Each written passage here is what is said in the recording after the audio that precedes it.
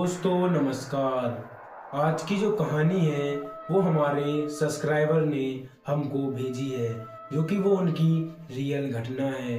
दोस्तों कहानी स्टार्ट होने से पहले हमें सब्सक्राइब करने और एक छोटा सा लाइक कर दें और प्यारा सा दोस्तों एक कमेंट भी कर देना, जिससे कि हॉरर कहानी आप तक सबसे पहले पहुंच सके। और दोस्तों अगर इस कहानी को आप 1 मिनट भी सुनते हैं तो पूरा सुने बिना कहीं नहीं जाएंगे। ज़्यादा समय ना गवाते हुए कहानी को स्टार्ट करते हैं।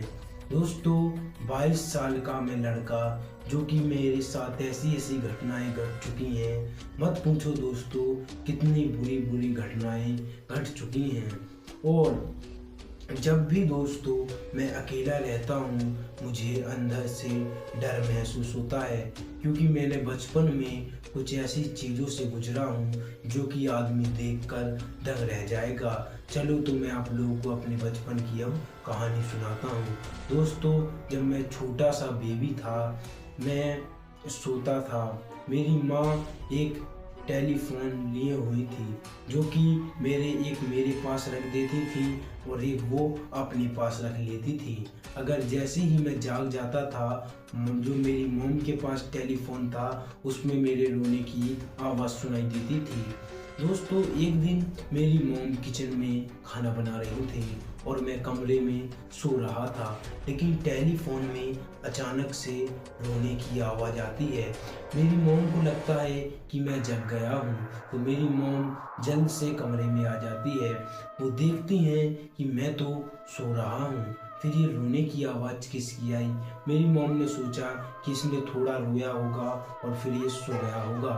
फिर मेरी मॉम किचन में पहुँच गई, फिर से वही रोने की आवाज़ आई, तो मेरी मॉम फिर से कमरे में आती हैं और देखती हैं मैं तो सो रहा हूँ।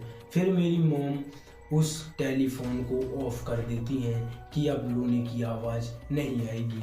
फिर मेरी मॉम किचन में पहुंच जाती हैं और खाना बनाने लगती हैं, लेकिन फिर थोड़ी देर बाद जो मेरी मॉम के पास टेलीफोन था उसमें फिर से दोस्तों रोने की आवाज़ आने लगती है।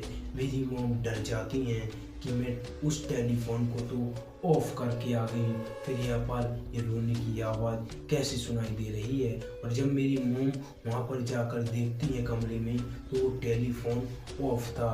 मेरी मॉम डर जाती हैं और जल्दी से किचन में आती हैं और देखती हैं दोस्तों कि उस टेलीफोन में अभी भी रोने की आवाज़ आ रही है और वो आवाज़ धीरे धीरे धीरे और तेज बढ़ने लगती है। फिर मेरी मॉम जल्द से कमरे में आती हैं और मुझे उठाकर नीचे फ्लोर में आ जाती हैं और मेरे डैडी को कॉल कर देती हैं। मेरे डैडी ऑफिस से जल्दी ही छुट्टी लेकर फिर आ जाते हैं। फिर जैसे ही मेरे डैडी आते हैं और हम लोग घर से बाहर निकल जाते हैं। दोस्तों फिर 4 साल हमारे साथ कुछ घटना नहीं हुई।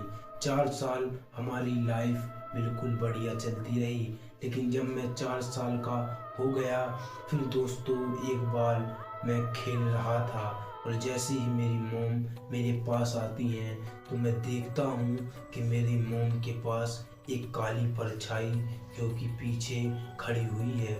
मैं अपनी मॉम से कहता हूँ कि मॉम तुम्हारे पीछे एक काली परछाई खड़ी हुई है। मेरी मॉम बोलती हैं कि पागल, मुझे डराने की कोशिश मत कर, मैं नहीं डरती। लेकिन मैं मॉम से कह रहा था मॉम सही में सच में आपके पीछे कोई खड़ा हुआ है, लेकिन मेरी मॉम ने इन चीज़ों पर विश्वास नहीं करा था दोस्तों। फिर मेरी मॉम 2 कदम पीछे आती हैं और वो काली परछाई मेरी मॉम के बिल्कुल पीछे ही रहती है दोस्तों। और फिर अचानक से मेरे पापा, जो कि ऑफिस से जल्द ही आ गए थे, और फिर मेरी मॉम गेट खोलने के लिए गई, लेकिन मेरी मॉम को कुछ गले पे ऐसा महसूस हुआ जैसे कि कोई ठंडी हवा गुजर गई हो।